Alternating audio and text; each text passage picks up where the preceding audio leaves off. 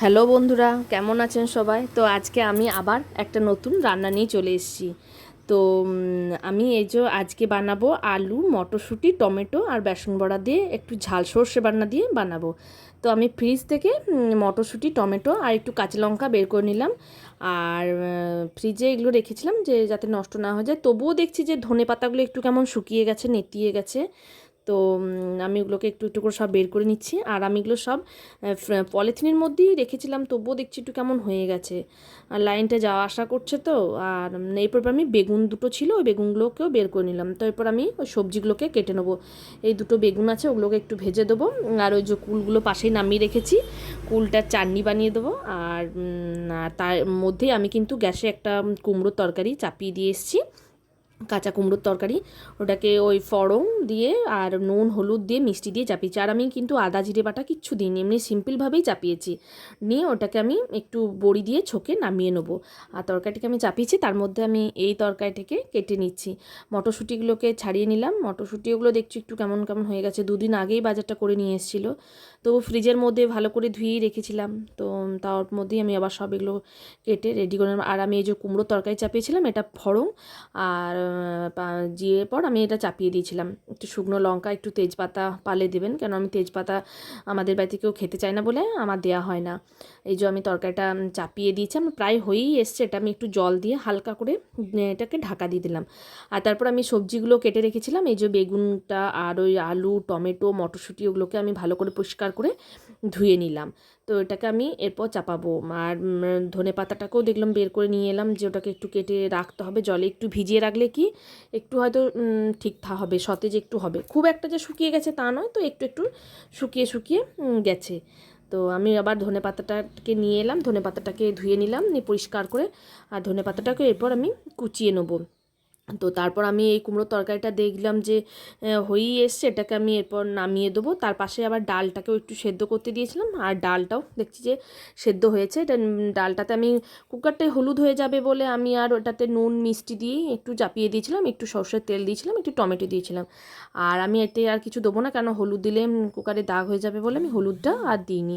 আমি ডাল সেদ্ধটাকে এরপর নামিয়ে নিয়েছি। এরপর আমি কড়াইটাকে ছকে নেবো। তো আমি ঢাকা দিয়ে এটাকে রাখবো। তো খাবার তো ওই জন্য আমি খুলে রাখি না। তো রান্নাঘর হলেও কি ঢাকা দিয়ে রাখাটাই ঠিক, কেন কিছু পড়ে যাবে আর যাবে।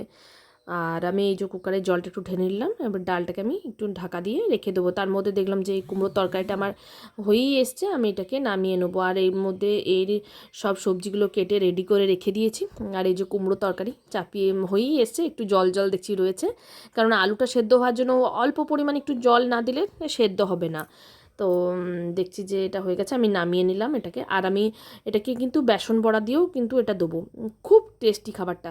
তো আমি বেসন বড়াটাকে আমি আগে থেকেই ভেটে রেখেছিলাম। এরপর আমি কড়াইয়ে তেল দিয়ে দিয়েছি। তো এরপর আমি বেসন বড়াটাকে কড়াইয়ের মধ্যে দিয়ে দিলাম, বেসন বড়াটা হবে। তারপর আমি এই যে সর্ষে বান্না দিয়ে যে ঝালটা বানাবো, ওটাতে বেসন বড়াটা দেবো।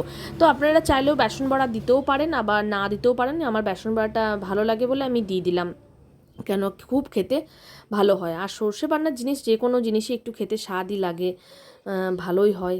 তো আমি আবার কড়াইয়ের মধ্যে একটু একটু করে দিয়ে দিলাম, অল্প একটু তেল দিয়েছি আর বেসনটাকেও দিয়েছি।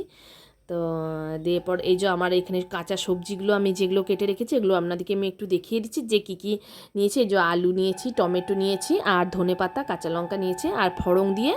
আর কড়াইয়ে অল্প একটু চিনি দিয়েছি। তো আমার গ্যাসটা একটু বাড়ানো ছিল, চিনিটা দিলাম, একটু লাল লাল হয়ে গেছে। তারপর আমি আলুটাকে ভালো করে একটু ভেজে নেবো। আলুটা ভেজে নিলে কি খেতে একটু ভালো লাগবে।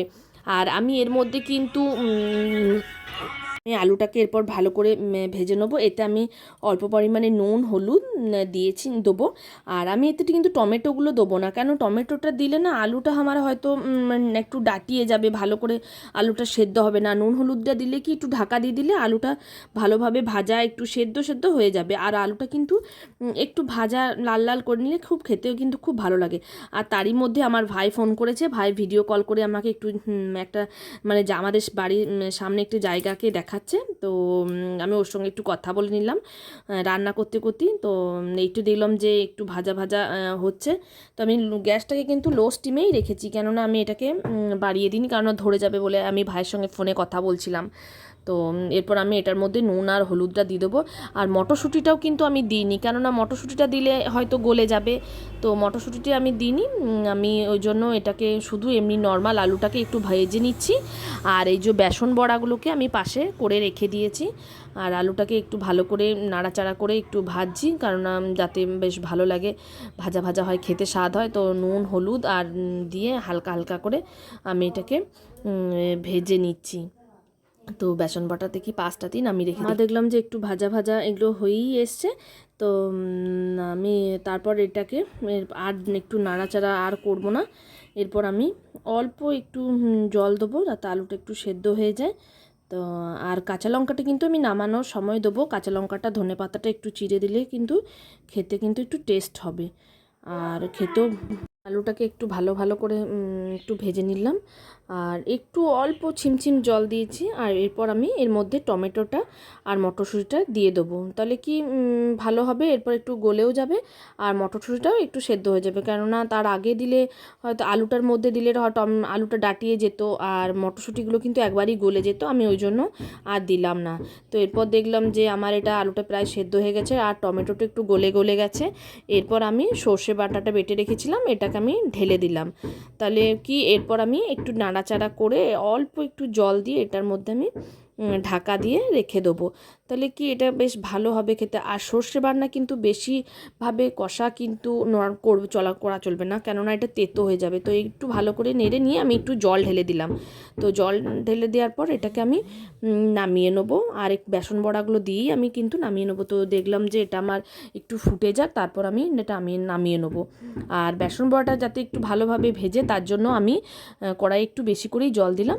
তো আমার এরপর দেখছি এটা হয়েই গেছে। তো আমি এরপর বেসন বড়াগুলোকে দিয়ে নিলাম। তো বেসন বড়াটা দেওয়া হয়ে যাওয়ার পর আমি এর মধ্যে ধনে পাতা আর একটু কাঁচা লঙ্কা লম্বা লম্বা করে চিড়ে দিয়ে দেবো, আর নামানোর সময় একটু সর্ষের তেল দেবো, তাহলে খেতে কিন্তু খুব ভালো লাগবে।